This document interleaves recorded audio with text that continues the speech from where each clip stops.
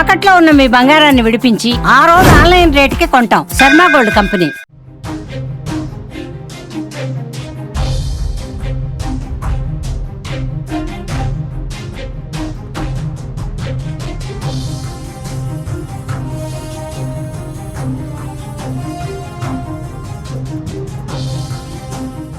చావు దెబ్బ తిన్న తర్వాత మసూద్ అజార్ ఎవరైతే జైషే మహమ్మద్ ఉగ్రవాద సంస్థని తయారు చేశాడో, బహవల్పూర్లో ఏదైతే ఉగ్ర శిబిరాన్ని నిర్వహిస్తూ చావు దెబ్బ తిన్న మసూద్ అజార్ ఇప్పుడు భారత్పై ఆక్రోశాన్ని వెలగక్కుతున్నాడు. భారత్ చేసిన దాడిని తీవ్రంగా తట్టుకోలేకపోతున్నాడు మసూద్ అజార్. భారత్ చేసిన దాడికి ప్రతీకారం తీర్చుకుంటానంటూ దాచుకొని దొంగచాటున నిలబడి లేఖలు రిలీజ్ చేస్తూ తొడలు కొడుతున్నాడు మసూద్ అజార్.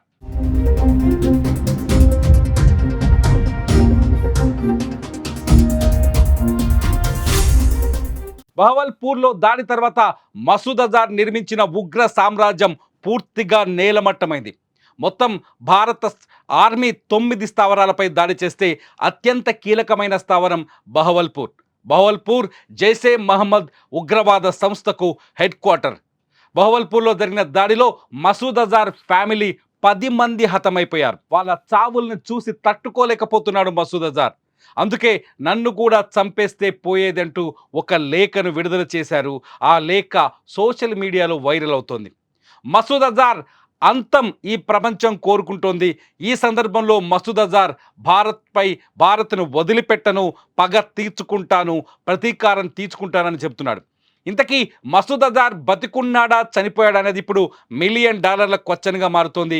మసూద్ అజార్ లేఖ మాత్రం తను బతికున్నాడు అని నిరూపించడం కోసమే బయటకు వచ్చిందనే చర్చ కూడా జరుగుతోంది.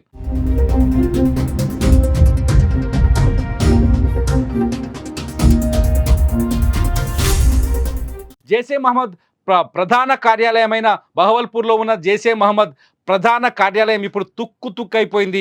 దాదాపు 200 ఎకరాల విస్తీర్ణంలో ఉన్న ఈ కార్యాలయం ఇప్పుడు ఎందుకు పనికి రాకుండా పోయింది. జైషే మహమ్మద్ సంస్థ ఇక్కడ దాదాపు 200 మంది యువతను సేకరించి ఉగ్రవాదులుగా తయారు చేస్తుంది. వాళ్ళకి బాంబులు తయారు చేయడం, కాల్పులు జరపడం, మిస్సైల్స్ వదలడం, ఇటువంటి ట్రైనింగ్ అంతా ఇస్తుంది. మసూద్ అజార్ ఈ దాడితో భారత్ చేసిన ఆపరేషన్ సింధూర్ అటాక్తో మసూద్ అజార్ ఇప్పుడు కుప్ప కూలిపోయాడు, నేలమట్టమైపోయాడు. మసూద్ అజార్ని భారతదేశం ఎప్పుడూ మర్చిపోదు. మసూద్ అజార్ సృష్టించిన రక్తపాతాన్ని భారతదేశం ఎప్పటికీ గుర్తు పెట్టుకుని ఉంటుంది.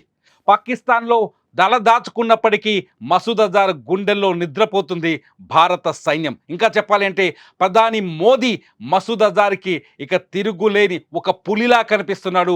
ఏ క్షణమైనా దాడి చేస్తాడనే భయాన్ని కలిగించాడు.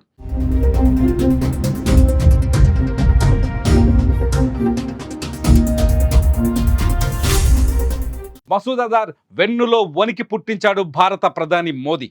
మసూద్ అజార్ చేసిన దుర్మార్గాలు ఇప్పటికీ గుర్తుకొస్తున్నాయి.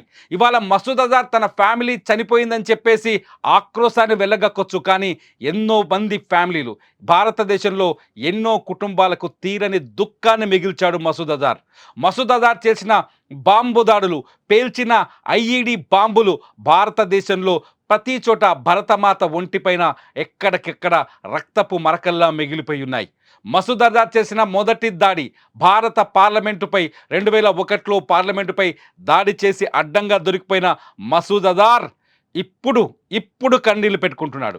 భారత పార్లమెంటుపై దాడి తర్వాత కాందహార్లో ఇండియన్ ఎయిర్లైన్స్ విమానాన్ని హైజాక్ చేసి భారత్ నుంచి తప్పించుకొని పోయాడు మసూద్ అజార్. ఆ రోజు నుంచి జైషే మహమ్మద్ ఉగ్రవాద సంస్థని పాకిస్తాన్లోని బహవల్పూర్లో నడిపిస్తూ ఉగ్రవాదుల్ని తయారు చేస్తూ భారత్ పైకి ఉసిగొల్పుతూనే ఉన్నాడు. 2016లో పఠాన్కోట్లో ఆర్మీ క్యాంపు పైన దాడి చేశాడు మసూద్ అజార్. ఆ రక్తపు మరకలు ఇంకా భారత ప్రజల కళ్ళల్లో, గుండెల్లో అట్లాగే సజీవంగా నిలిచిపోయి ఉన్నాయి. అటువంటి మసూద్ అజార్ ఇవాళ తన కుటుంబం చనిపోయేసరికి దొంగ ఏడుపులన్నీ ఏడుస్తున్నాడు. ప్రతీకారం తీర్చుకుంటాను, ప్రధాని మోదీని వెంటాడుతానంటూ మాట్లాడుతున్నాడు.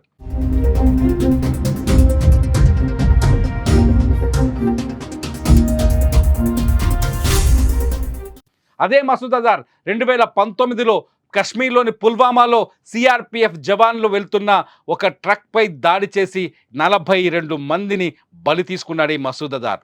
ఈ మసూద్ అజార్ ఇవాళ తన కుటుంబంలో 10 మంది చనిపోవడంతో దొంగ ఉక్రోషాన్ని ప్రదర్శిస్తున్నారు.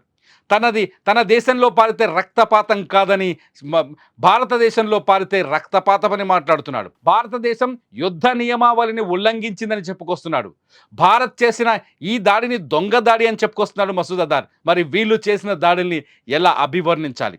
మసూద్ అజార్ చేసిన ఉగ్ర దాడులన్నింటినీ ఎలా అభివర్ణించాలి? దొంగచాటుగా పాకిస్తాన్ ఆర్మీ ఇస్తున్న డబ్బుతో భారత్పై ప్రతీకారాన్ని తీర్చుకుంటూ వస్తున్నాడు మసూద్ అజార్. ఇక్కడి యువతను కూడా ఉగ్రవాదం వైపు మళ్లిస్తూ వస్తున్నాడు. భారతదేశంలో స్లీపర్ సెల్స్ని తయారు చేసి భారతదేశంలో అలజడిని సృష్టించడానికి ప్రయత్నిస్తూ వస్తున్నాడు. ఇటువంటి మసూద్ అజార్ ఇవాళ చావు దెబ్బ తినేసరికి ఇప్పుడు ఆక్రోశం కనిపిస్తుంది. ఇప్పుడు అతని కళ్ళలో ఆవేదన కనిపిస్తుంది. అది పగగా మార్చుకొని మళ్ళీ భారత్పై దాడి చేస్తానని చెప్తున్నాడు మసూద్ అజార్. మసూద్ అజార్ చేసిన దాడి రక్తపు మరకలు ఇంకా భారతదేశ వ్యాప్తంగా అలాగే ఉన్నాయి. ఎన్నో కుటుంబాలు, ఎన్ని వందల కుటుంబాలకి దిక్కు లేకుండా చేశాడు తన దాడులతో భారత్లో. మసూద్ అజార్పై దాడిని ప్రపంచవ్యాప్తంగా హర్షిస్తోంది.